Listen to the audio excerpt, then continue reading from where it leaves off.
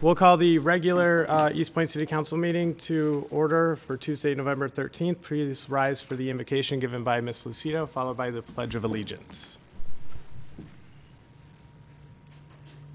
Dear God, we thank you for the many blessings you have given us.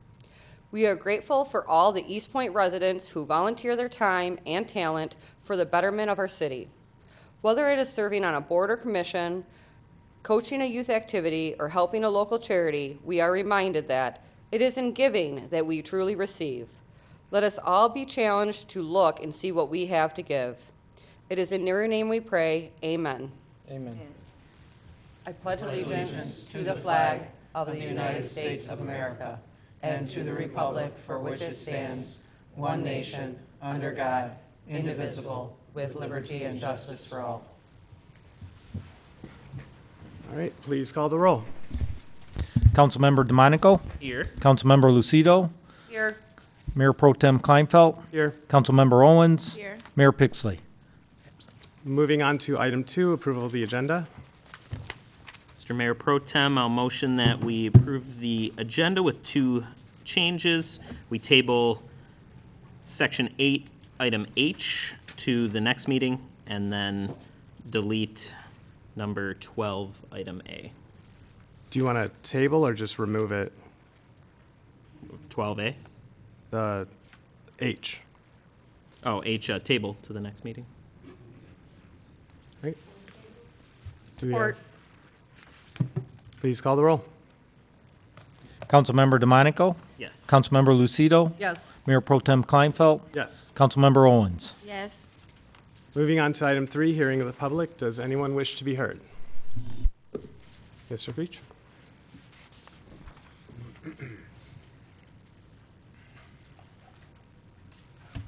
Harvey Creek, resident of East Detroit. Good evening.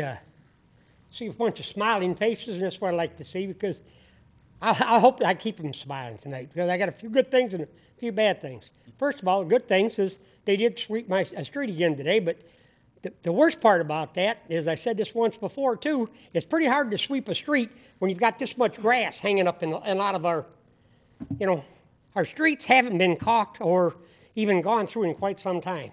And in most of the streets themselves, if you go through there, when you got to cut the grass on them, it's pretty bad.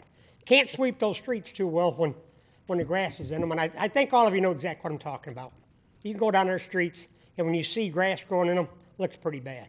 So a street sweeper has a tough time sweeping them. And I guess really to start it off, our committees are getting pretty thin. The Zoning Board of Appeals alone calls for 9 people. Our chairman had to resign last month because of previous, right now he took another job on, and he now became, he has to work on that night, and we're down to 6. And our last 2 meetings, we were very, very thin, and it was tough because we had to table some things and give the people the opportunity to, to either come back or do something about it. So we're short there, at least 3 for alternates or whatever. I don't know about the rest of the committees because I've been to a few of the parks and I see they're pretty thin too. So I'd venture to say, hopefully, that if there's any people out there that can hear me that would like to help the city out, please come down, sign up for some of these committees, because there's a lot of work to be done. And that's the only way to get active in this city, is to find out and see what you really do need. And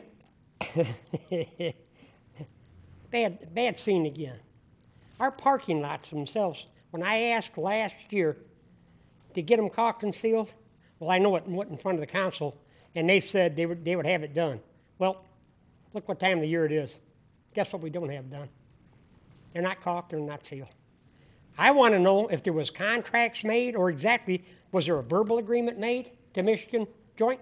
Or what kind of a deal was made with them? Would they know how things operate? And hopefully by now we should know how things operate, before we have to get them done before the fall. But it come in front of the council, and the council said do it. I know I talked to Joe. Joe said he called them, and he talked to them. He left messages. It was never done. You have 30 seconds. Thank you. And our recreation department, Michigan Joint, did those too. And I'm not going to say much, but I think the person who did them, he only had one eye, because he missed quite a few of the cracks. As I said, I'll come back and I said the same thing. We need people to step up, you know, and especially, please step up for these commissions to see what's going on. And hopefully, as I said, the city will get back in tune and check a few of the things that I'm talking about because we got to get them better. Thank you. Thank you. Would anyone else wish to be heard?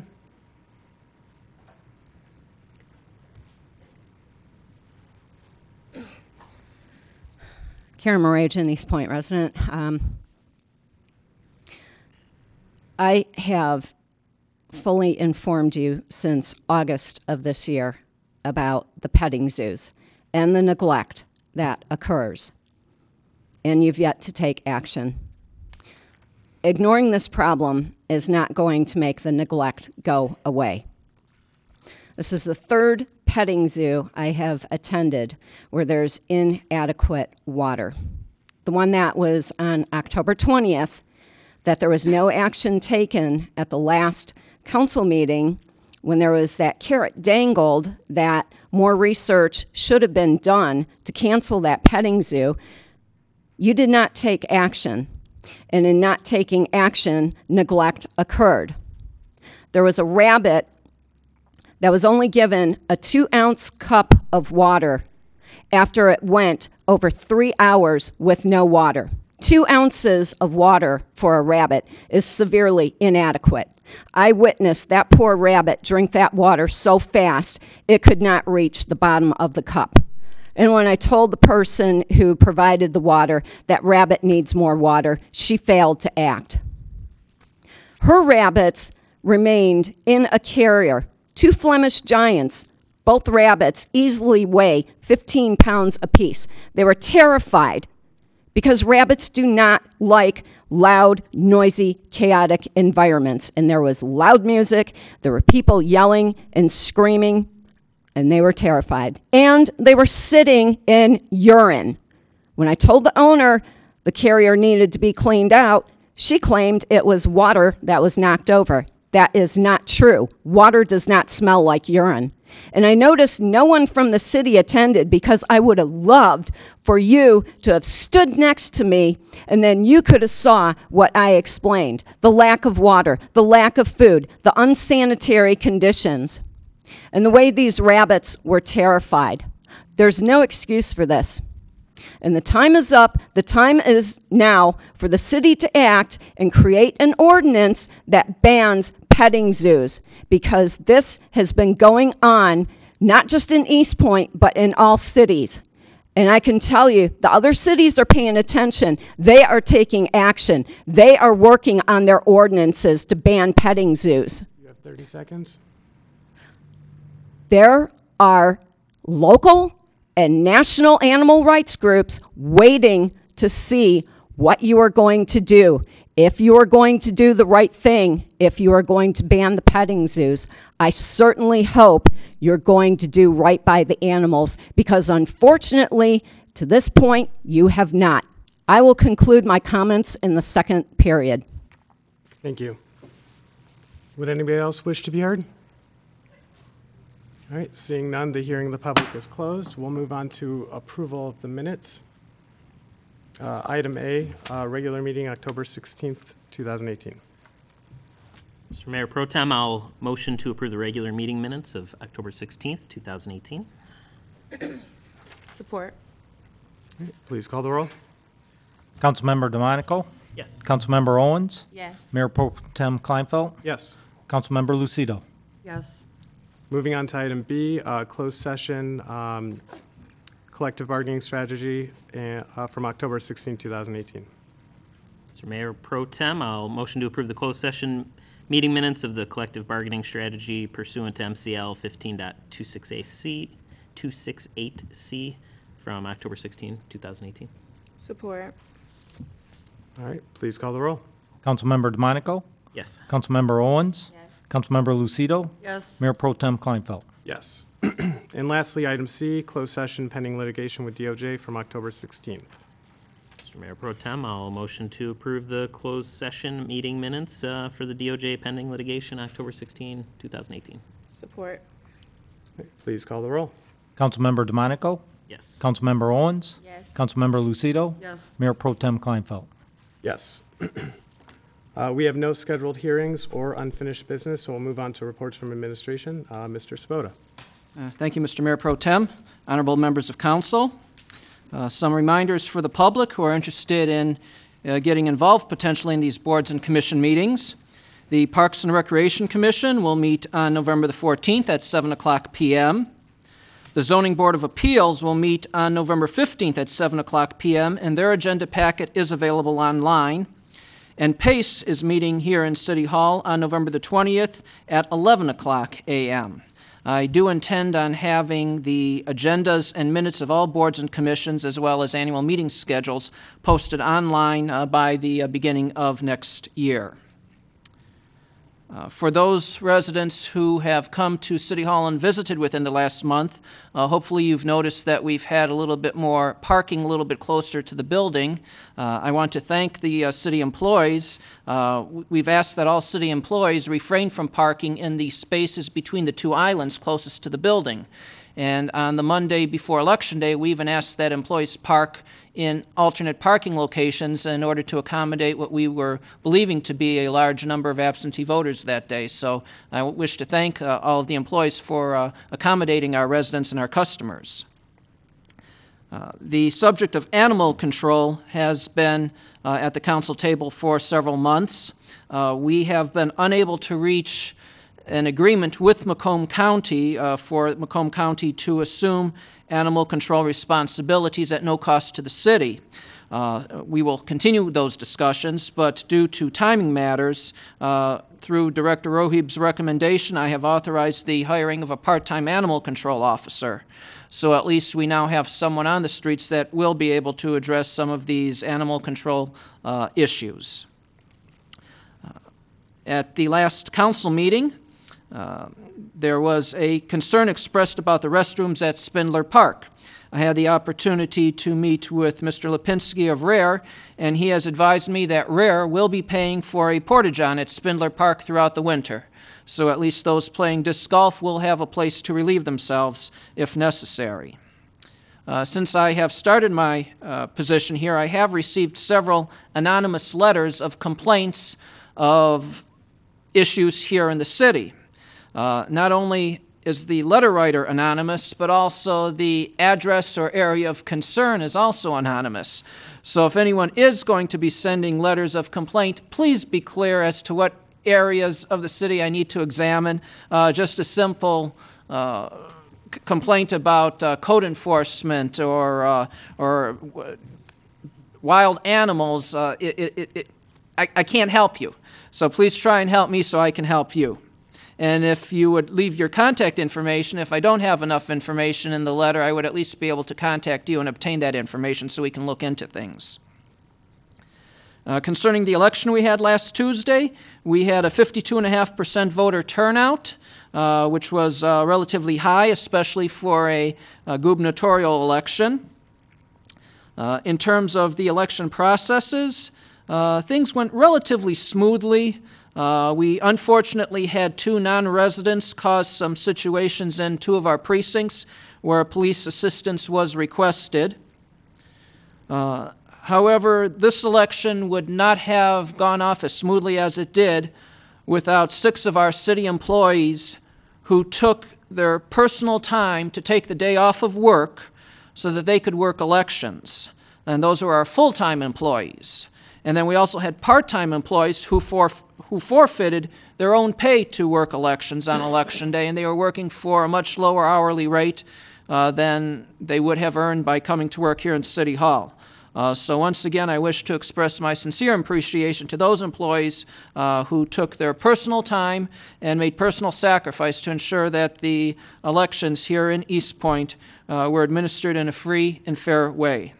I also want to express my gratitude to Mr. Altimus, the entire clerk's office staff, and the DPW for their dedication during Election Day as well.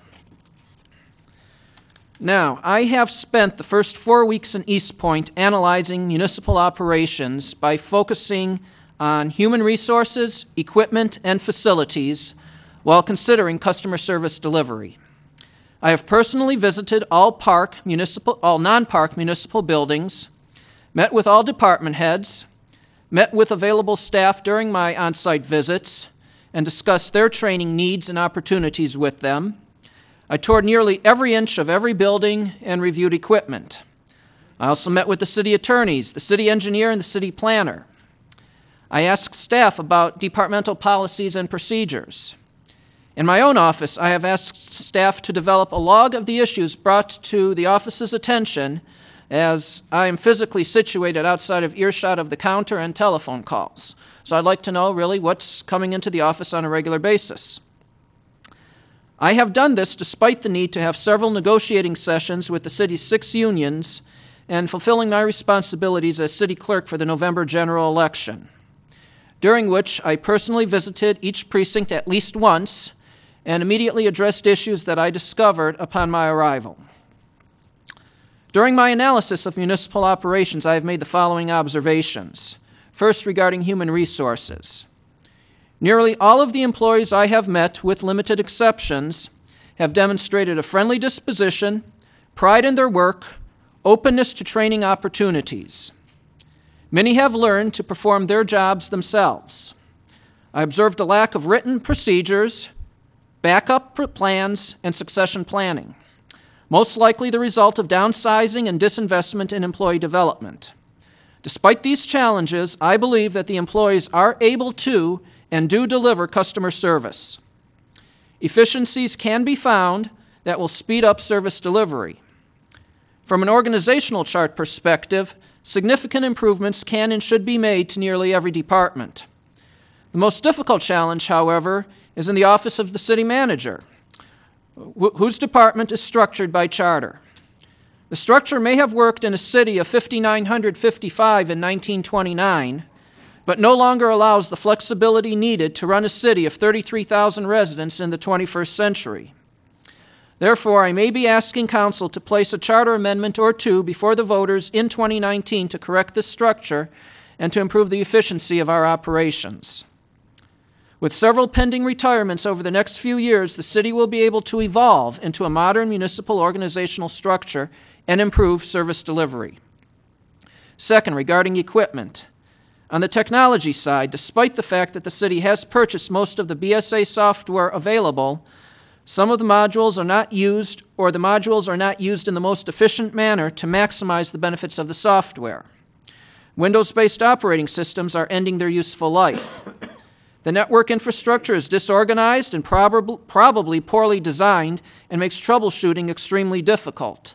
Needless to say, this is not good for efficient operations. In the police department, despite having a proper vehicle replacement policy statement in the budget document, appropriations do not match policy and need. Other police equipment could also be purchased. In the fire department, equipment appears adequate. However, no plan exists to fund new vehicle purchases that will need to be purchased within the next few years. Third, regarding facilities. Out of all of the buildings, City Hall, DPW facilities, police station, fire station, 38th District Court, and the library, in my opinion, the building in the best condition with the most efficient design is the library, which needs minimal maintenance. City Hall's design appears to have been made without input from key department heads and presents challenges for staff supervision and record storage, creating proximity inefficiencies. The improvements I believe are necessary at the DPW facilities are exterior related, as well as the need to purge unused and unnecessary equipment. The 38th District Court has some maintenance needs, but the recent recommendation by the state of Michigan to merge the court with a neighboring court makes short-term planning difficult. The condition of the fire department is good thanks to the dedication and talent of the firefighters who do most of the work themselves. However, space can be better utilized. The most pressing need in the city is the police station, a building built in the early 1960s with 1960s materials, and issues are surfacing. A 1960s police station does not efficiently serve a 21st century police department. Once again, short-term and even long-term planning is challenging, as there is a discussion about the potential construction of a new public safety complex and the potential consolidation of the district court. In light of my observations and in the spirit of the holiday season, I have asked each department head to consult with their employees a sort of a bottom-up approach and develop a Christmas list of needs, wants, and really wants. In the past, many employees and department heads have been discouraged because they continually ask for something and are denied, or they fail to ask for something because they believe that they will be denied. I told employees and department heads directly that their job is not to make those decisions, as those decisions are reserved to me, working with you, honorable body. How can we provide them what they need or want if we don't know what they need or want? Once again, despite the issues and challenges I have observed and identified and will be looking to resolve over the next several months, the city employees, our most valuable resource, work with the training, equipment, and facilities provided to them and deliver the best customer service possible. And once again, I thank them for their efforts and their cooperation during my review of operations.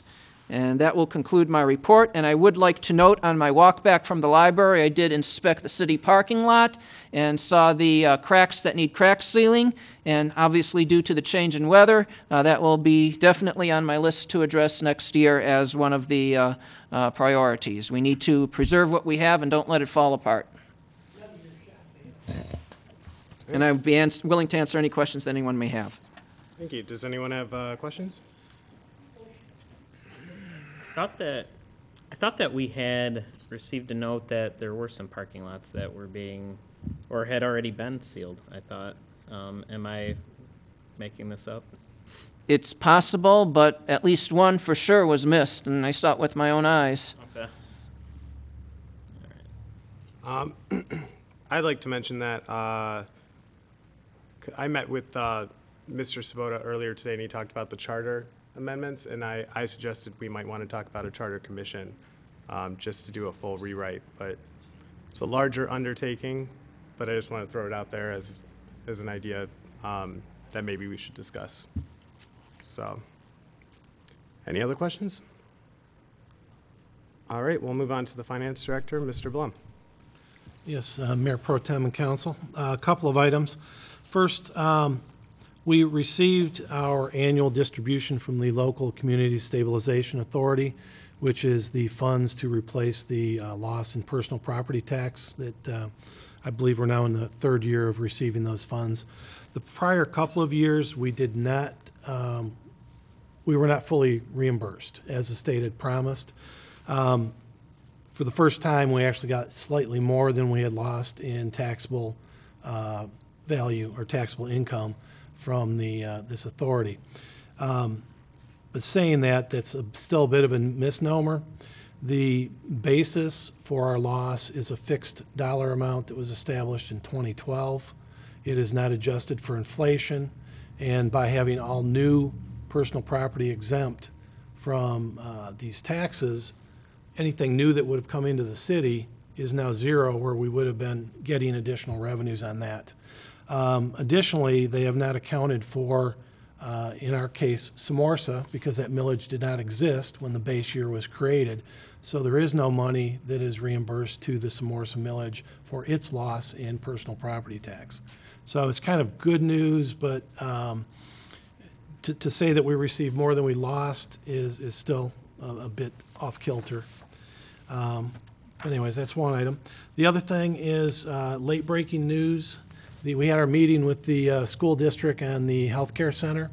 Ryan McLeod took it back to they have a healthcare committee within the district. He took it back to them, and at 4:46 p.m. today, we got an email that they are very interested in pursuing it with us. They have to do their due diligence. Of course, we do too. But they said probably would be 2020 at the earliest, which is probably about when it would take to get this thing up and running anyways. But at least we have a willing partner at this point, and we can pursue the concept and see if we can make this work for everybody. So, and that's all I have. All right, does anyone have any questions? No. We'll move on to the City Attorney, Mr. Albright. Thank you, Mayor Pro Tem Kleinfeld, members of council. Just two items. One is a reminder, December 4th, we will be having show cause hearings before the City Council beginning at 6 o'clock. Based on a discussion I had with Ms. Van Haren last week, I will be adding an address to the list of show cause hearings Those previous notices have already gone out, so I believe now, I believe we're up to 8 hearings scheduled for December 4th. And the only other item I had is the council is in receipt of our monthly status report. I'm happy to answer any questions that anybody may have regarding the report. Does anyone have any questions? Yes, Mayor Pro Tem. I thought on December 4th we were doing an auditors meeting at 6. Right, is that correct? Well, I think that was one of the possible or proposed dates. There were actually 2 dates proposed, December 4th at 6 o'clock or December 11th at a time to be selected by the council. What are you guys thinking? You guys wanna, will we be able to do the auditors meeting at earlier than 6? Try to do all of it at once, or no? I think I'm doubtful of that. Okay. Is it? Oh, sorry. Oh, go ahead. Sorry. Do you have a conflict with the 11th? Is that why? I just wanted to get it all out the way in one day, that's all. Well. It wasn't it. Try to do all of it in one day, that's all it was, but we can do the 11th too. Very long day, yeah. Yeah. Okay. Okay, do we have any other questions? Thank you. Thank you. We'll move on to new business. Item A, introduction and first reading of ordinance for the disposition of acquired property. Would anyone like to make a motion? Mayor Pro Tem, I motion to resolve the city council introduces and gives first reading to an ordinance to amend sections of the Code of Ordinances regarding disposition of acquired property and orders that this ordinance shall appear under old business for consideration at the meeting on November 20th, 2018. Support. I did have one question on this. Rich, do we need to have this ordinance numbered before, or should we have that before we're It would be numbered after. giving the first reading? Yep. Okay. Per the recommendation of Mr. Sabota, the ordinance can be, or will be numbered after it's passed after a second reading. Okay. And the other question I had was, do we have in our ordinances, or is it by state law, a publication requirement already for every time we enact an ordinance? Do you know? A publication requirement? Because we have in here a section for publication, but I don't know if that's redundant. This was, I believe Mr. Sabota is recommending that change in format moving forward. It's a change from how the city previously had items on the agenda, and this is at the recommendation of Mr. Sabota. All right, those are my only questions. Does anyone else have? Well, could we just get a summary from Director Rohib or from whoever would like to summarize? I could say a few words. All right. Just real quick. Well, this is my 8th week here, and my first week I had a tour of the police department, and I went in one of the property rooms, and it was from the floor to the ceiling and property. It was prisoner property, and I asked a couple of the officers why there was so much property in there, and they stated that the county won't accept it, so a lot of that property has been in that room for over a year. So the new policy would be is when we bring in a prisoner, they'll have to sign a form indicating that they have 90 days to remove their personal property or will be either destroyed or auctioned off. And during that time, we will obtain a subsequent name, maybe of a relative or somebody close to them.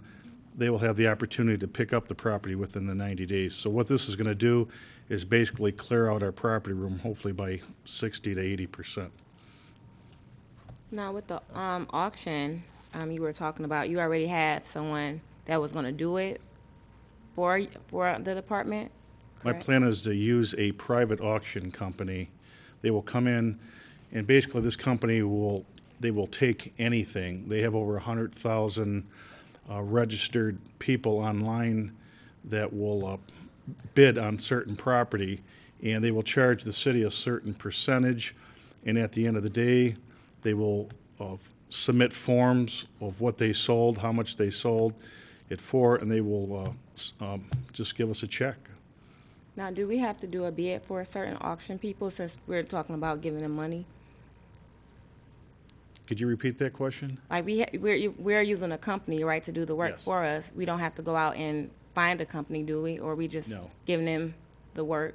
We would just give them the work. This particular company I've used in the past, and matter of fact, there's probably 6, if not 7 police agencies in this county that use their services. Okay. They're a very reputable company. Well, and I'm hoping, well, because I guess one question I had was, what sort of property are we talking about? And I guess I'd hope an auction is going to cost not too much to run, right? Because I imagine the types of property I thought wouldn't be super valuable either that we have, unless I'm mistaken. No, well, first of all, you're not going to get the property from the prisoners. There's, most of it, there's no value. A lot of it's just clothing or miscellaneous paperwork. Yeah. But if we did have property to auction off, it costs the city zero. They come here, they inventory it, they photograph it, they take it away, they auction it off. Next thing you know, you get a receipt with what it sold for, and they cut you a check 2 weeks later. That's it. There's zero cost to the city. This way, there's no labor cost because they do all the work. They pick it up, they clean it, photograph it. Okay. Any other questions? Is 90 days, is that pretty standard? Did you do this in Fraser, or you've done this before? This is a standard, 90 days is standard. You give them the opportunity to come back and pick it up. And I know I asked Mr. Sabota when I met with him the other day, there's no way we can coordinate with Macomb County to just make sure people get their stuff back, so we're not hanging on to it? Once that prisoner is turned over to the county, they want nothing to do with their property, except money, prescriptions, glasses, court paperwork. Okay. That is it. They will not accept anything else, no cell phones, nothing like that. Okay. But each inmate prisoner will get a slip telling them that, of course, so they can be notified. Okay. Absolutely. And then, Mr. Sabota, could you explain the need for the publication in each? Because I think if I recall, I thought the state had wanted to kind of clean up their, the Michigan compiled laws, because there's different notifications everywhere, and just try to have at least like a couple standard ones, and you refer to that, so you don't have to change like 20 different laws from newspaper to something else or that sort of thing. Right, and I did speak to the city attorney about this issue. Nearly all nearly all communities, there is a stand. Excuse me. Water around here? Yeah. I was hoarding all of it over here.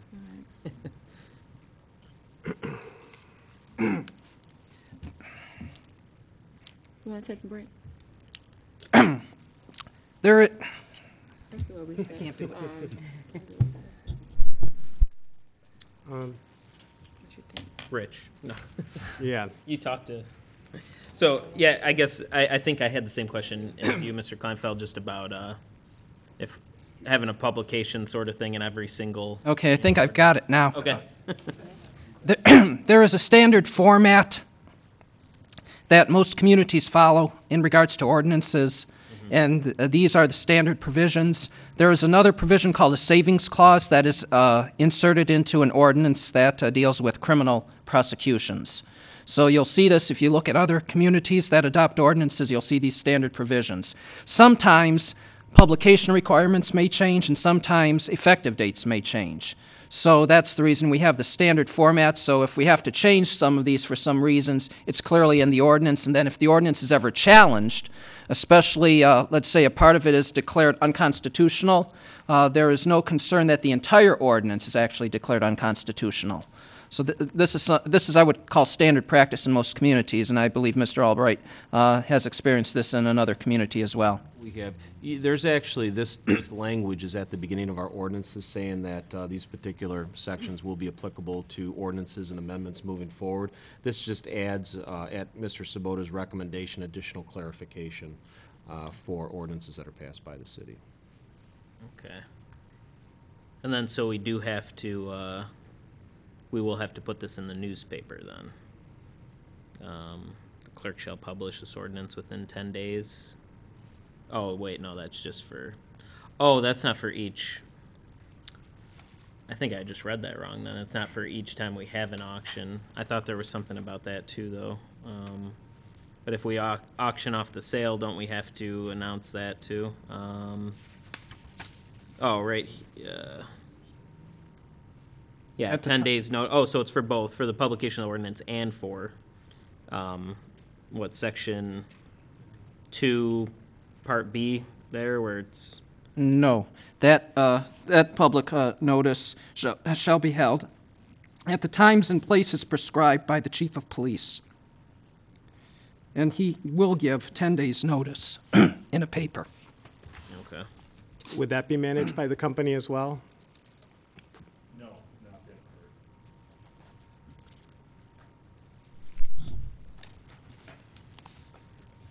I guess I just asked because I think we, like, for the ZBA, we charge residents like $425 to go in front of the ZBA. I think it was mainly to offset posting in the newspaper.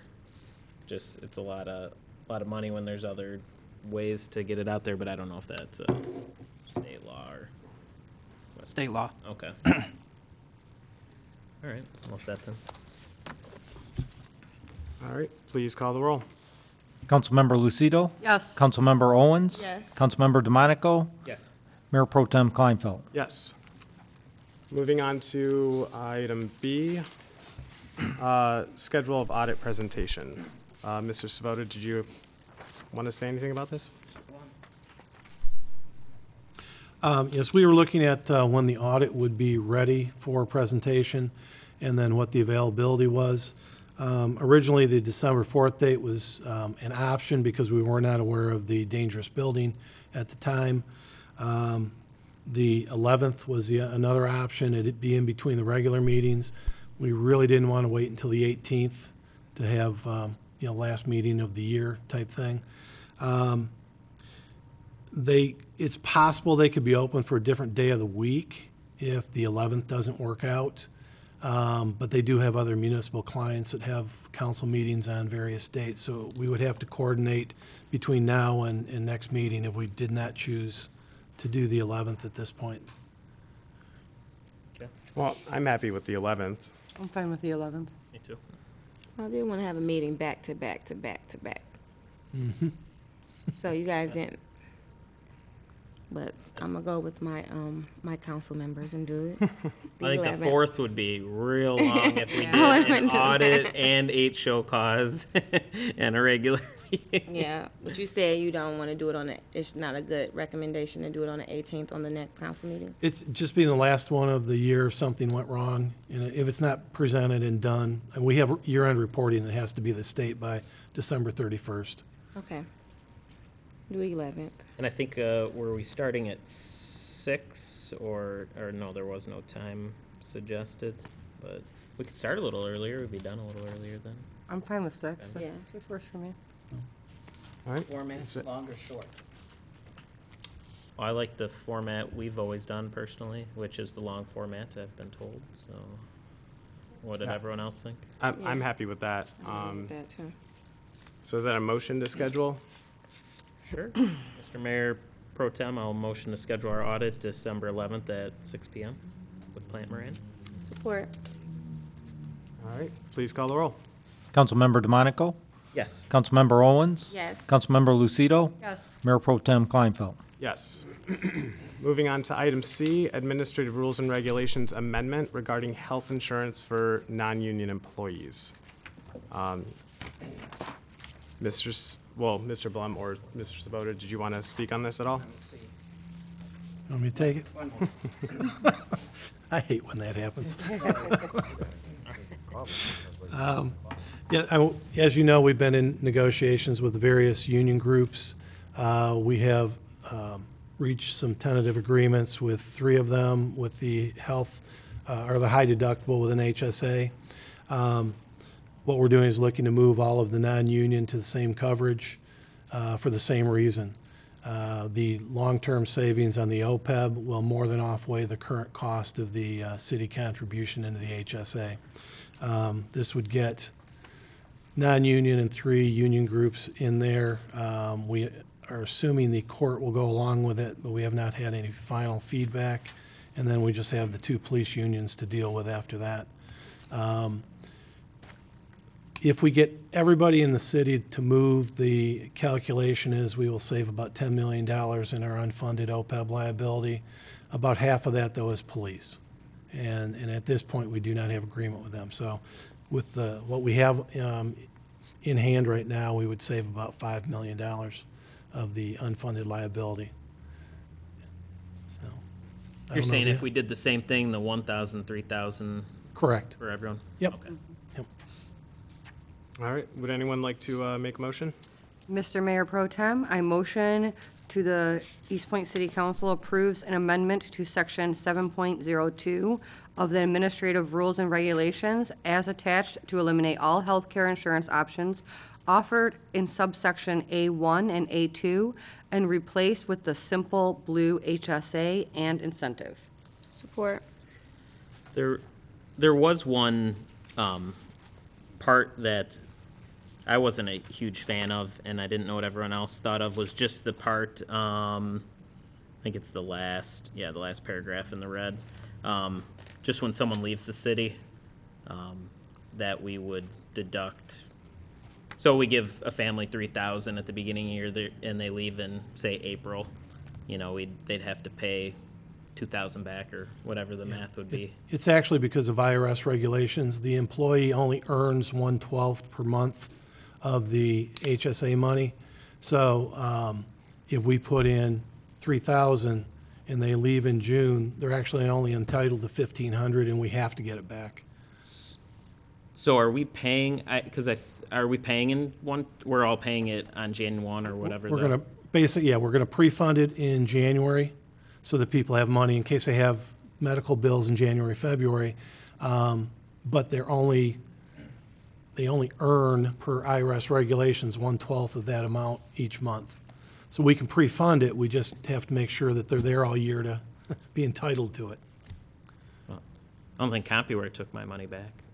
When I left, wasn't 3,000, it was like $800, but Yeah. when I left there, they never Well, took back any portion of it. that's our understanding through our business rep on the insurance of the IRS regulations. Okay. I just think because they're gonna be paying, they might potentially pay more than their check back, I guess, right? If their check's less than, Correct. And then they're $3 supposed to cut us a check for the balance if their last check doesn't cover this. And I just figured it wasn't gonna be a big hit to the city. What's it gonna be, it's not gonna be a huge amount of people per year. Well, I'm sure the unions would appreciate you not taking their money back, but I don't know how anyone else felt about that portion of it. So is that the only way? With you said the IRS said you have to do it that way? right, We they can't could, do they it could any other actually way? get into IRS penalties if we give them more than they're entitled to.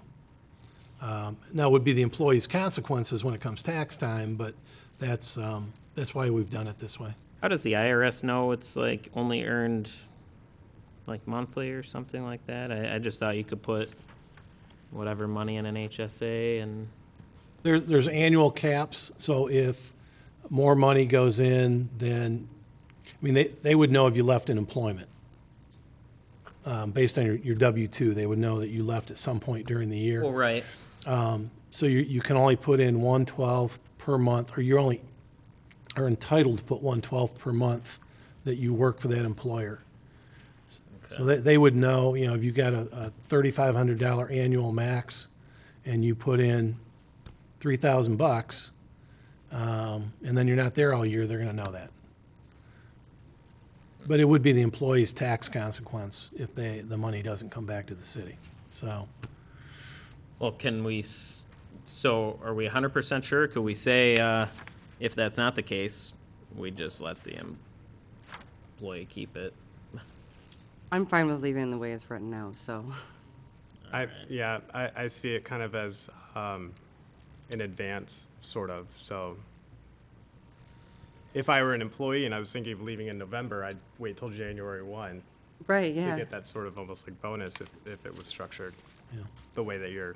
Right, I mean, We had originally talked about contributing 1/12 per month, but then the concern from the employees were, well, what if I have a big medical bill in January and I don't have the money to pay for it?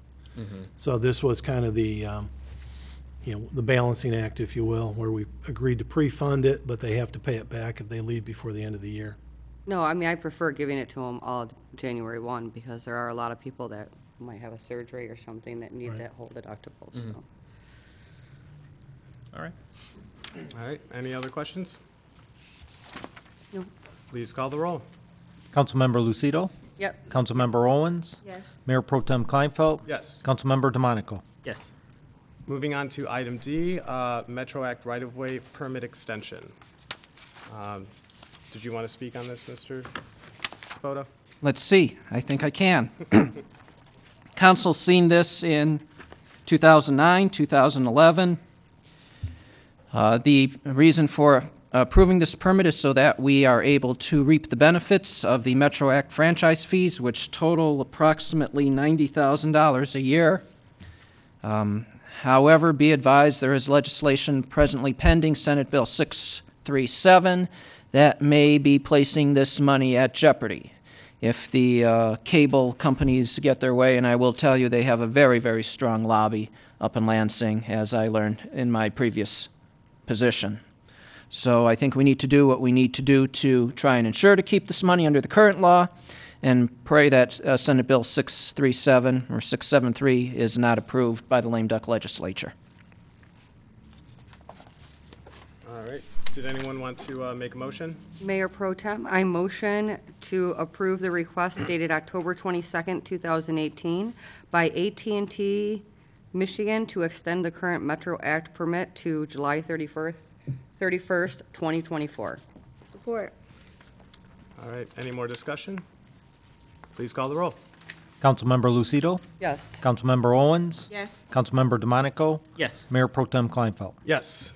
Moving on to item E, smart amendment to the municipal and community credit contract for fiscal year 2018. Did you want to speak on this too, Mr. Spoda? What I say pertains to both items E and F. Smart's attorney decided that the agreements that Smart has with various communities that have this type of a sharing with another community or another authority needs to be revised on an annual basis. So therefore, we have two agreements here, one for fiscal year 2018 and one for fiscal year 2019. And this basically reaffirms what we've already been doing, directing our Smart municipal and community credits to RARE to run the bus service.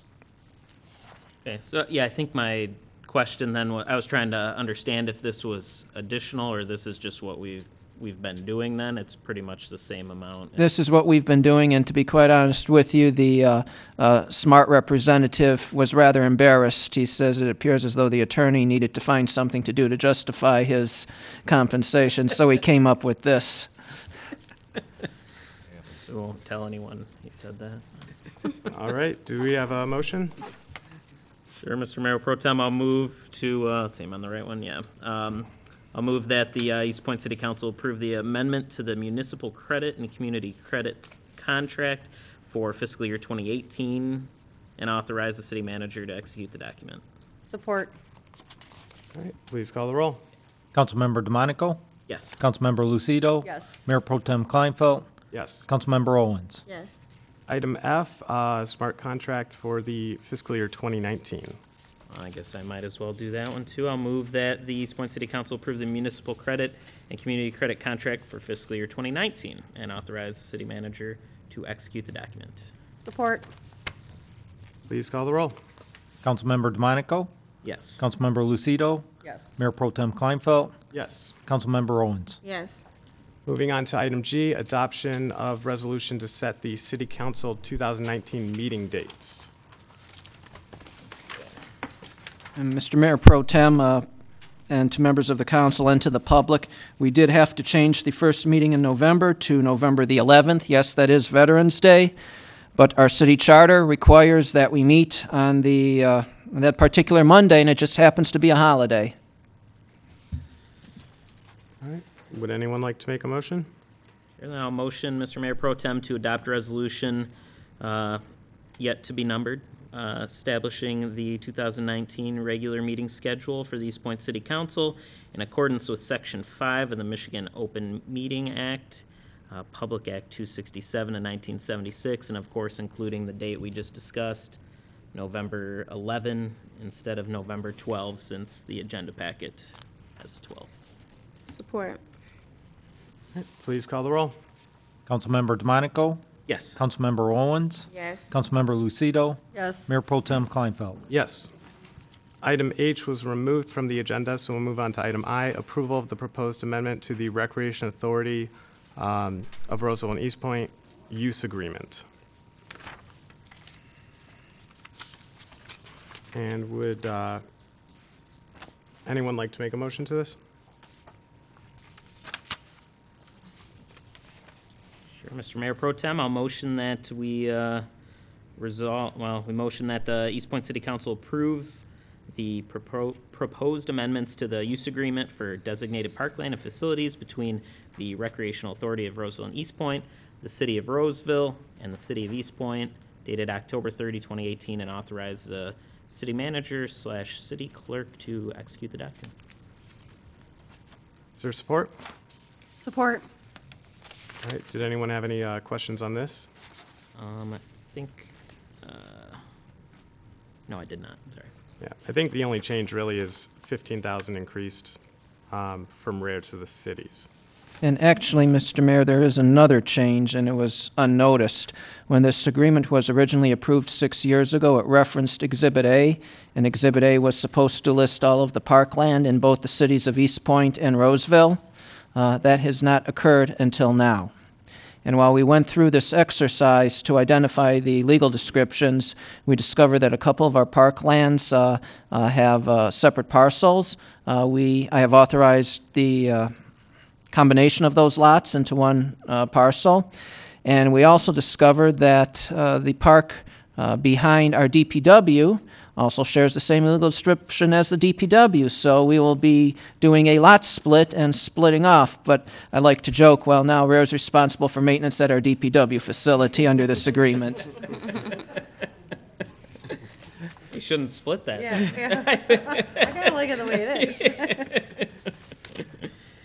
And I guess I do like, there was one more thing, the authority shall report maintenance issues now. I think that be appreciated by some residents for sure. So I know in this document it says that we need to have supervision at some of the parks. Mr. Sabota? I know you brought it up before. Right. We do have a contract with a company that is responsible for staffing some of the facilities and checking in at various times. So we do take care of the parks as necessary. Okay. All right. We have a motion of support for that, right? Please call the roll.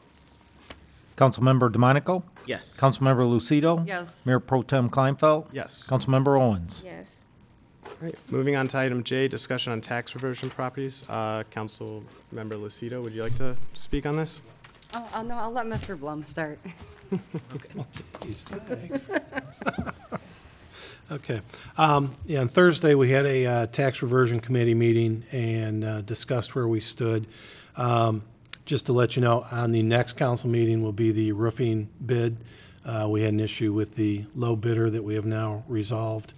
You'll get some information on that before the meeting, but that's coming up. The one topic that did come up, we've been starting to get the building inspection reports on each property, and there was discussion on having 3 of the properties get council's, I guess, consensus or opinion on what, or if you'd be willing to let the committee move ahead with this. We have a company that wanted to buy all the properties. They do the renovation, then they turn around and sell them to a owner, not a landlord. whatever that term is. Owner-occupied. Owner-occupied, thank you. But we are still looking at doing the renovations ourselves. However, there are 3 parcels that we felt were kind of out of our league, that we would like to consider having this company purchase from us, just those 3 properties, let them do their thing, they're the experts in it, and then we would handle the rest. One is a duplex property, so we own half of a duplex. We don't really want to deal with that. The other one is a property that had a flooded basement. We have pumped the water out. We believe it's just there's no electricity at the house, so the sump isn't working. But because of all the water, there is significant mold throughout the house, and it will need to be gutted down to the studs. And we just don't think that's within our best interest to want to handle that type of activity. And then the third property is one that has a dormer that it appears there's the structural support may be sagging, and that's definitely out of our league for renovation. Not sure if it can be salvaged or it would have to be removed and rebuilt. So those were the 3 that we viewed as things we did not want to tackle as a committee, and we're just looking for input from council for whether they'd be willing to allow the committee to approach this company and see if we can get an offer out of them to buy those 3 properties. If we did get an offer, it would obviously come back to council for approval on the sale, but we didn't want to approach them if council didn't want us to do that. And we would still have 13, right? After the sale, we had 16 total? Yeah, 12 or 13. I don't remember what it was. Where do these investors come from? How did they, are these people we dealt with before? I mean, how? This particular one has done houses within the city, none of our tax reversion, but they have done this type of activity within the city. It's a company that kind of specializes in these tax foreclosures where they come in, they'll take a city's whole lot and do the renovation. That's just kind of their niche market. I believe They he's actually done- approached us. I believe he's done houses in Harper Woods and in Madison Heights, if I remember Yeah. correctly. I know Harper Woods was one of them. Yeah. Yeah. I guess I don't want to show favoritism to certain investors and not, you know what I'm saying? I don't. We actually spoke with a couple of different people, I think, that actually came forward. You said that Correct. was the only one. But this one was, for us, we liked him because he sold them owner occupied, and that was important to us. I would be fine with getting a proposal if he would be willing to pay, because basically it's the 3 properties that need the most work. So, do you think that we might be able to have that communication before next meeting? Because I think as we award the roofing, we'd also want to know. Well, right, and actually the roofing proposal, we have the right to remove properties from the bid, even once it's been approved.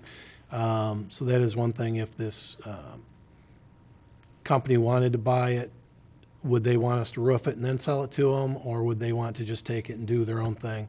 We assume they have their own contractors that would be able to do it on their own time frame and get it done the way they wanted.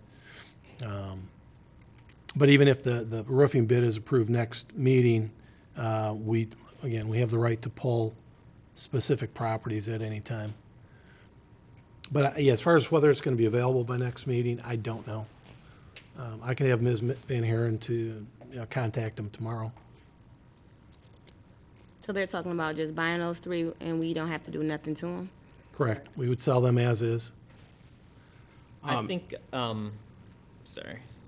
I'm with, I think, Councilwoman Owens on this. I think we should at least have some sort of informal, it doesn't have to be something super formal, but to give everyone a chance or something, kind of like we would if we sold them all at once. Right. Just say, here's the 3, and whoever, bids the highest. Highest for in the this 3. case. Yeah. Yeah, I usually don't say that. I had to double check in my head there. And we do something like that, just leave it open for, or send an email out or how, or however we would want to go about posting that, but just so other people had the opportunity. So are you saying just completely leave it open, or are we going to ask that they guarantee they're going to be owner occupied? So, okay, I guess that's a good question too. Did we talk about that before where we can require that on like the, Well, heat this, or- I mean, or how, yeah. yeah, this particular contractor, what they do is they purchase, I think there's a whole bunch of stipulations they usually do. That before they sell it, the city has to go through and say, this has been upgraded to our satisfaction. And then they do, I want to say, a certificate of home certificate of occupancy or something like that, to require that they live there, I think like 3 years or something like that, when they sell it, if I remember correctly. And I think that we probably have, Mary probably has the materials from that Correct. person, if she could share that with council. Okay. I believe I have those materials too, still.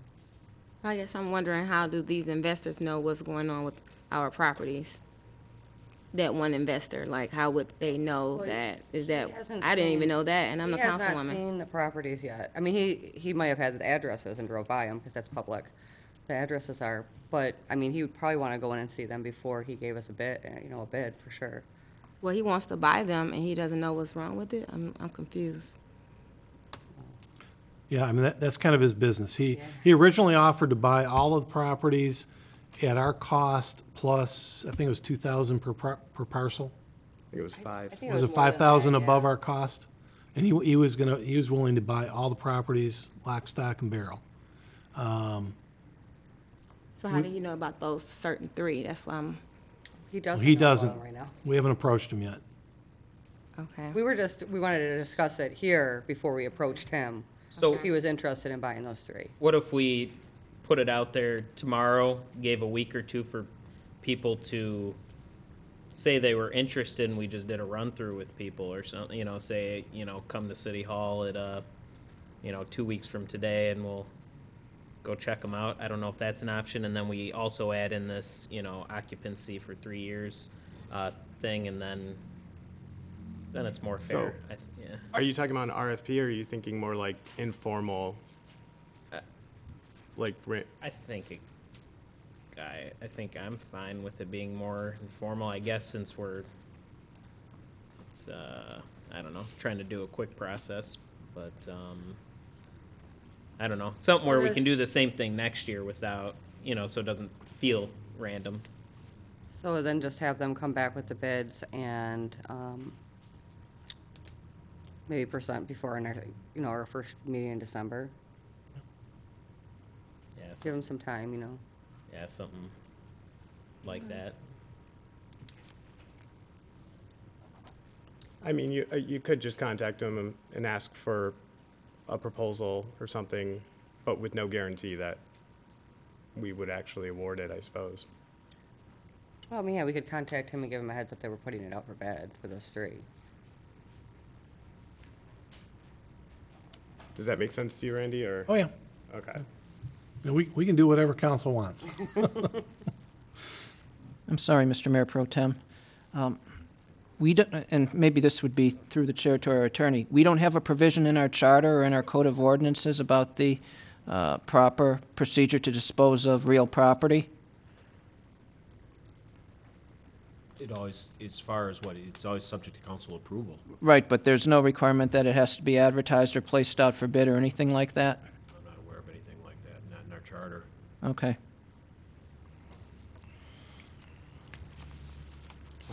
I'm not sure if there might be state law regarding that or not. No. But, all right. Do we have anything else No, to I think that was discuss it. on that? Yeah, pretty much covered it. All right. Moving on to item K, introduction and first reading for an ordinance to amend Part 2, Chapter 28, offenses on school property. And Mr. Rohib, is that pronounced correctly? Rohib. Sorry. Did you want to speak on this ordinance change?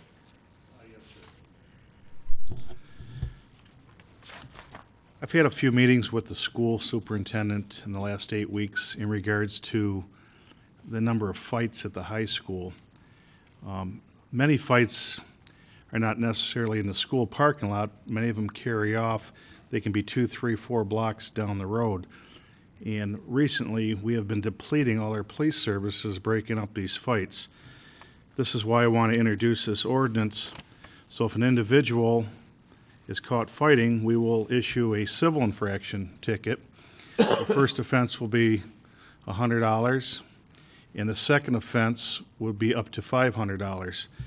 And in addition to that, the student would have to go to attend anger management or perform community service. That's depending on what Judge Gerds wants to do. What's nice about this ordinance is it allows us to write civil infractions to a juvenile. The juvenile, instead of going to juvenile court in Macomb County, they will have to go to our 38th District Court. So it makes it very convenient for our officers writing the tickets. And also, if there's a fight 3, 4, 5, 6 blocks from the school, or even at a football game where, let's say, Eastpointe's playing Fraser in Fraser, we can enact this ordinance.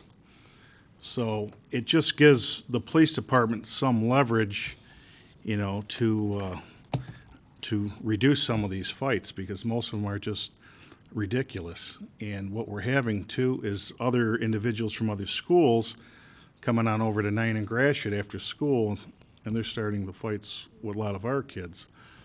And it seems to be, there's only a handful of people starting these fights from our school. It's a lot of them are coming from other places, but I want something in place so we can, you know, start setting the law, and it'd be easier for us. And in addition to this, I'm also going to recommend that we introduce a vaping ordinance, because vaping is a very, it's a new trend, and many cities do not have ordinances for vaping, and most kids, some of them are 10, 11, 12 years old, are using vaping products on the school buses and in restrooms in the school. So again, that just gives us, you know, something to enact and control. Question on the latter one, it wouldn't just fall under the a smoking ordinance? No, It's not it's separate. same thing? It'd be separate. All right. Okay. Are we still looking at a school resource officer? Yes, the school is working on trying to find some grant money, and that is one of my top 5 priorities, is to place a police officer in the school to develop relationships and build trust with the students. And I would also like to put on some classes for some of the students and have like a mentoring group for them. Would we go half and half, like or how Most school districts dedicated? are paying anywhere, some pay 100%, some are paying 75, some are paying 50. So basically, it's all what can be negotiated. Okay. I guess the one question I have is, if it's a few blocks from the school, does the language in this allow us to still give a ticket? Yes, I've met with the district court, and if the fight is, as long as it's in Eastpointe, if the fight's 2, 3 blocks from the school, and that student that's involved in the fight goes to Eastpointe schools, they get the ticket. And the court is in agreement. And again, it allows us to write tickets to juveniles and bring them to our district court in lieu of juvenile court. So then, right now, either we do nothing, or what would we do right now before we enact this? What would a typical? Typically, if they're fighting, we may bring them in and charge them with disorderly conduct, which is a misdemeanor, but we have to go to juvenile court, seek a petition. It's time and money. Okay. So this is pretty much scratching them from having a misdemeanor. Yes. Okay. It's Because I would hate that. yes. A 17-year-old having a misdemeanor on their record. Right. It's giving them a chance to redeem themselves. Again, the judge may want them to go to anger management. They could clean up the parks for community service. You know, there's many other penalties beside, you know, a monetary thing, but that would be up to the judge. But again, our goal is not to put a misdemeanor charge on their record. This is why that I think this is a great ordinance to enact. Great job. Well, thank you. Welcome. I like that. Would you like to make a motion? Yes, absolutely. Mayor Pro Tem, I will motion to I'm sorry, am I on the right one? Yeah. I motion that the city resolve, the city council introduces, I'm sorry, where am I right? Am I reading this right? Am I right? Yeah, you're good. Okay. I motion that we resolve that the city council introduces an ordinance to amend Part 2, Chapter 28, Article 7, offenses on school property of the codified ordinances, and add a new section entitled Fighting on School Property, and orders that this ordinance shall appear under old business for consideration at the meeting on November 20th, 2018. Support. All right.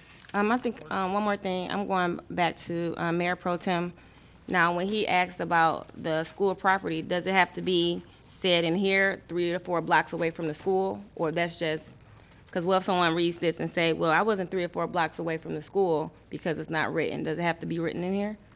No, as long as it's within the city of Eastpointe, and if our officers respond to a fight and they determine that the student or students are from one of the Eastpointe schools, as long as they're in the city of Eastpointe, and that's all you need. You can write a civil infraction, they'll have to appear in the district court. Okay. Thank you. Mayor Pro Tem, who supported? That would be Councilman DeMonico. Councilman DeMonico? Okay. I knew I heard something, but Thought you had our voices down by now. I do, but you were were really- softer than normal. All right. Please call the roll. Councilmember Owens? Yes. Councilmember DeMonico? Yes. Councilmember Lucido? Yes. Mayor Pro Tem Kleinfeld? Yes. Moving on to payroll and bills. Would anyone like to make a motion? Mayor Pro Tem, I motion to pay the bills in the amount of $3,697,804.62. Support? All right. Please call the roll. Was that you that supported? That was Or me no, again. Are you, DeMonico? You're gonna have to I- look here, I'll- up. I can't Move a little see closer. you from down here. Yeah. Councilmember Lucido? Yeah. Councilmember DeMonico? Yes. Mayor Pro Tem Kleinfeld? Yes. Councilmember Owens? Yes. All right. Moving on to the second hearing of the public. Would anyone wish to be heard? Mr. Creech.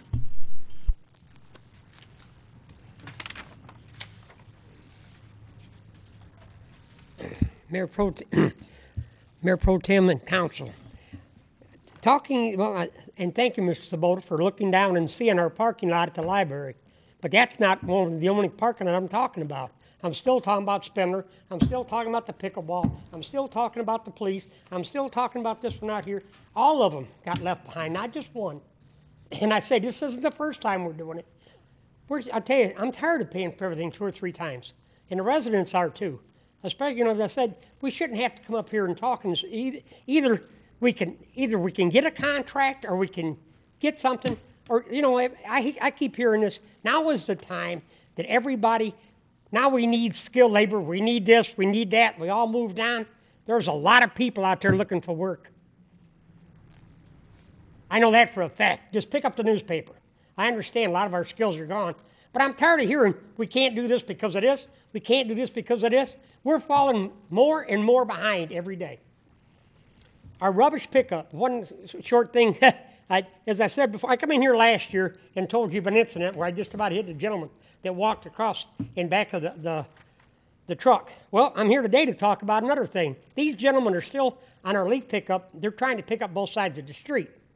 Well, 2 weeks ago, they forgot to pick up my leaves because they were just hauling down through there. I only had the one bag, and it fell over, and it was beside that, so he just kept right on hauling. Well, I took that over there. Well, last week, again, too, the truck comes down through there. I picked up 22 bags of leaves on my property alone, and I don't even have a tree. But all my neighbors do, especially my neighbor has 3 big maples on the backside. But the worst part about it is when he went to pick it up with his hook, when he hit one there, he tore the bag, and the bag went in the street. So, I mean, these guys, they're in a hurry. And I said, between missed bags, tore bags, and in certain incidents like this, they have to take some more pride and time in their job. And yet, on that note, I had my truck totally loaded with bags because I couldn't catch one time. There was a gentleman there, I pulled up next to him. He helped me unload my truck and put it in there. But either they've got to pick up one side or make sure they pick up both sides. And sooner or later, somebody's going to get hit from them coming across the street. And when it does, it's going to be ugly. And Mr. Sabota, you talked about the snow hill in the rec center. Well, last year, I want to ask you this question. I know you're brand new, or I'm going to ask the rest of the council a question. Who went ahead and said, put the porta-johns over there by our beautiful landfill? And I'm not talking about the snow hill. I'm talking about our landfill. You have 30 seconds. Thank you. Because the porta-johns were froze last year because nobody maintained them. So if we put the porta-johns out there for the golf, who's going to maintain them? And let me see if I can get this one quick one in this last one. And our health and welfare. I tried to address this to our director, but I couldn't catch up with him. Then I tried to address it to Randy. We have residents that aren't paying taxes that need to be exactly resolved. We have geese over in Memorial Park that are making a mess out of our playgrounds. And it has to be resolved between the city and the rec department or whoever. As I say, please look into it because it is a mess. It goes into your schools and your kids and the rest of the stuff. People, Your time is up, Miss. a lot of attention to be paid here. Please start paying some attention. Thank you. Would anyone else wish to be heard?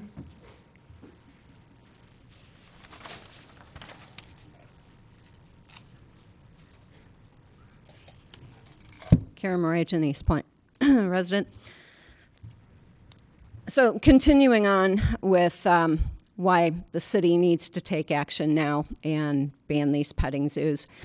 You've also been fully informed about the transmission of zoonotic diseases. This is not just limited to an animal welfare issue. This is now also a public welfare issue. And I notice in the minutes, there's never any mention that I discuss the transmission of zoonotic diseases. The public has a right to know that. That information is missing in the meetings. The petting zoos rarely have any warnings whatsoever.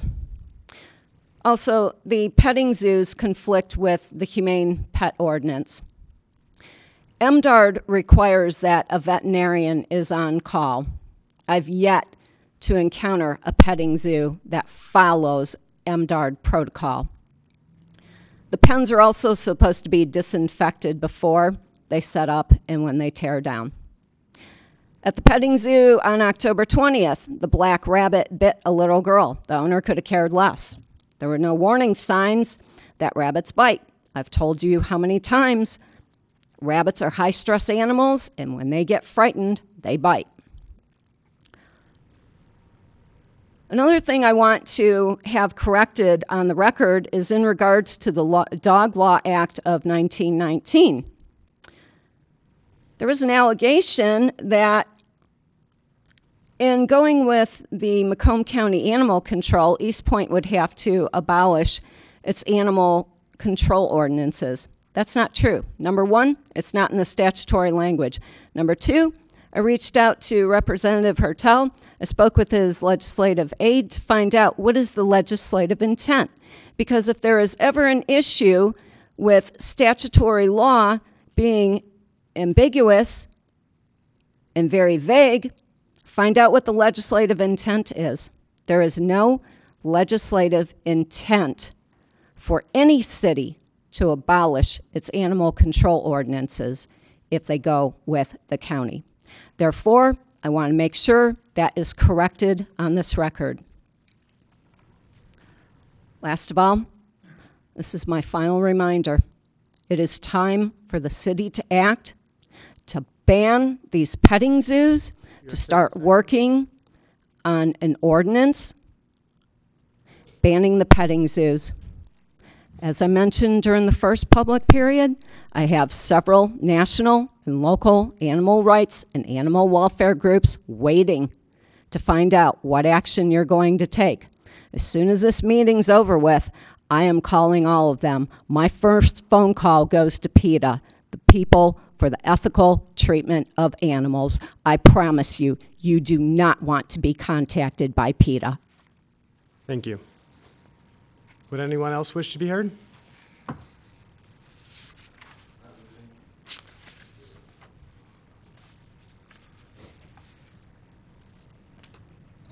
Hello, everybody. My name is Patrick Biange. I grew up in Eastpointe, spent a lot of time here. My family grew up on Roxana. My father raised 9 kids here. I'm the last 9. I ran for state Senate 8. I lost to Paul Francis in the primary. Peter Lucido did beat Paul Francis in the general. I'll be running for 2020 state rep 18, probably against Kevin Hertel, and maybe Francis too will be in that mix. And I'll be running again 2 years later. As you can see, I don't look like a politician, but I consider myself pretty informed and pretty knowledgeable. I graduated from Eastpointe High, 1984. Went on to college, got a psychology degree, and did a lot of things. Worked in law enforcement. I was a captain in the Army for 8 years. I worked for the Border Patrol. I worked as a teacher. Pretty much done a lot of things. I'm still doing challenges now.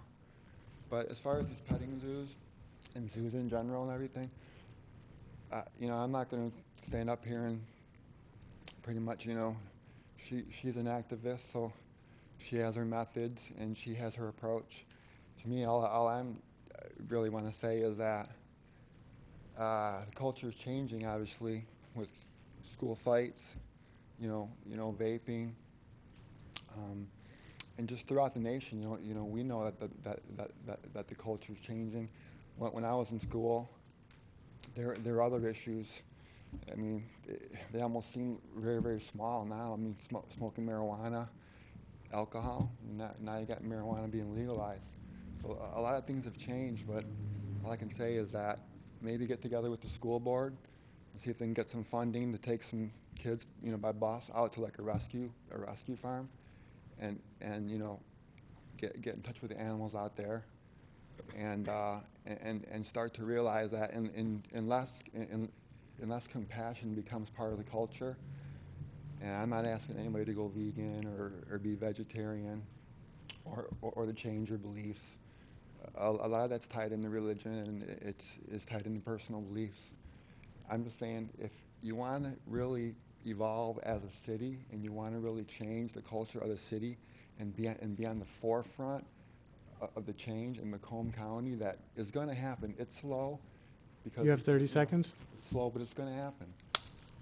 Maybe try to get some funds together with the schools and getting them out. And obviously, got to get them interested, and you got to get them away from vaping, away from fighting, and just away from the belief that going the easy way and just treating people and treating animals like like they're objects.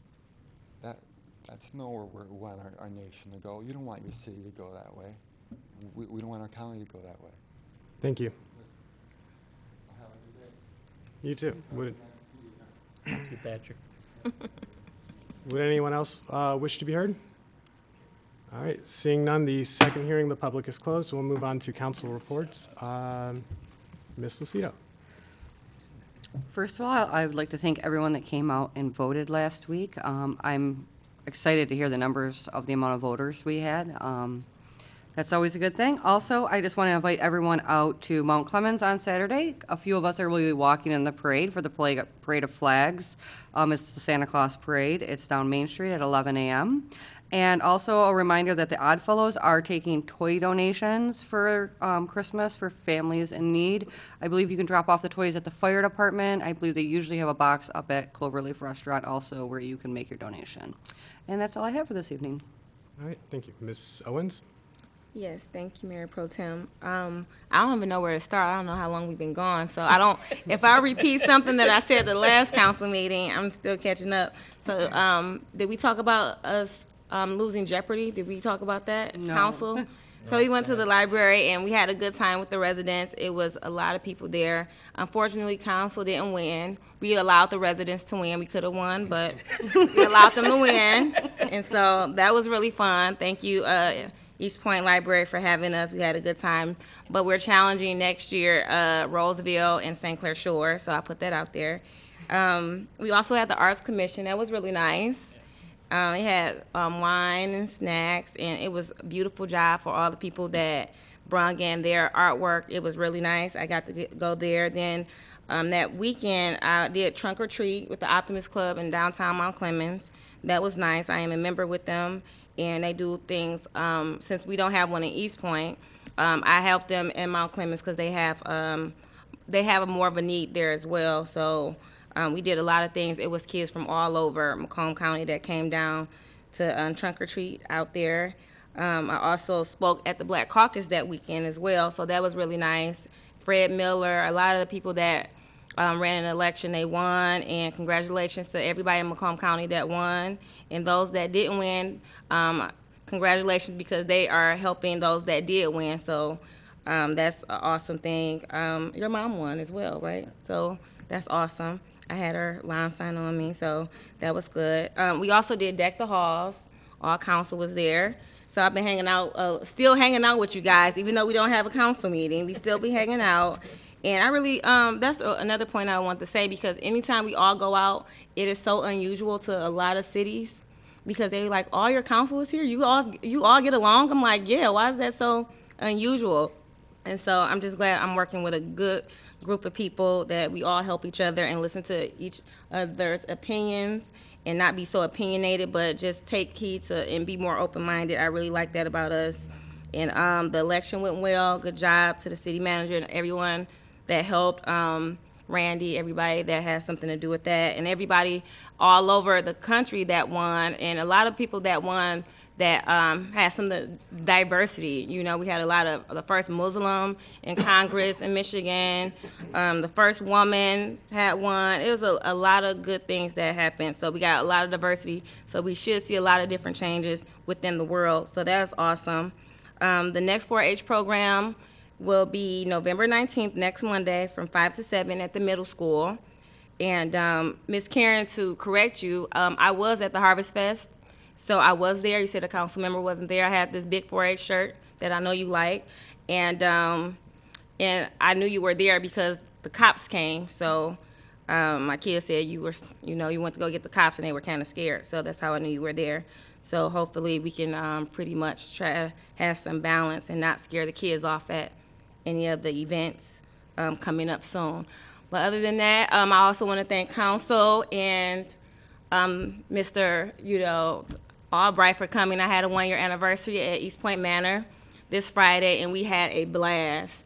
We had comedians, we had jazz, we had a lot of elected officials that came, and we really had a really good event, and I really thank you guys for coming and having a good time. And so that would be all. All right, Mr. DeMonico. Thanks, Mr. Mayor Pro Tem. Just 2 things, and the first one was just if people are looking for things to do in Eastpointe, there was, as we just learned from Ms. Owens, a lot happening in the last month in Eastpointe. So come on out to all kinds of different things. I was going to mention Jeopardy, as you did. I was going to say we participated. I wasn't maybe going to get into the details. But Ms. Owens was accurate on our Jeopardy experience. And also we had the 8K Homeowners Association had their meeting, and we had the honor of Director Rohib coming. Thank you for coming on out. Thought you gave an awesome presentation to everyone, and even I heard one lady say that was the best meeting she'd ever been to, and she was getting a little emotional even. You gave quite a presentation. I appreciate it. You talked about a lot of good different things at that meeting. And then Urban Seed had a dinner too. If no one's been there, that's on 9 Mile. Just go walk on through there. They do an annual dinner. And Darren McCarty was up at the high school. I'm sure a lot of you know Darren McCarty. He put on quite a show. It was 18 and over for sure. The the jokes that were had there, but that was a good time too. It raised money for the Eastpointe High School wrestling team. And then the Beautification Commission had their Adopt a Flower Bed award ceremony. So if anyone interested out there that has a green thumb, do a flower bed. They give out a first, second, and third, and come out to that. And then Jeopardy. Hope everyone had a happy Halloween. And then we had Deck the Halls, of course. That is always a great event too. If you're looking to get some Christmas gifts, come on out to that. So like I said, there's a lot that happens in Eastpointe, and that's everything for the past month. And then my second thing was I met my lovely wife Alyssa 8 years ago today. So I wanted to say hello to Alyssa. So that's all I had, Mr. Mayor Pro Tem. Thank you. Well, sorry, I was sick during Jeopardy, so if I could have been there. You would have won. Yeah. No. He would have got the one or two categories that we weren't doing stellar on. I want to thank everyone who came out and voted. Also, congratulate the winners, and thank our staff, Randy Altabis and other staff members, for running the election smoothly. You know, there are horror stories of other places that might still be counting, so ours were in by, I think, like midnight or something like that. So thank you for that. The art show did go very well. There was over 150 people who attended through the weekend, so that went really, really well, and they threw it together pretty quickly, so they did an excellent job. And our tree lighting will be on December 5th at 7 p.m. here at City Hall, so make sure you come out to that, bring your kids with you. And lastly, I will just mention Suzanne got a new cast on yesterday, and she's doing well. She's just having a hard time transporting from one place to another. So she'll probably be here next week, and she's just healing up. And with that, I will entertain a motion to go into closed session. All right, Mr. Mayor Pro Tem, a motion to go into closed session for collective bargaining strategy pursuant to MCL 15.268C. Support. Please call the roll. I would like to inform the public that most likely council will be coming back into open session to take action. I'm assuming that, so if you're curious, you may want to stick around. All right, thank you. Please call the roll.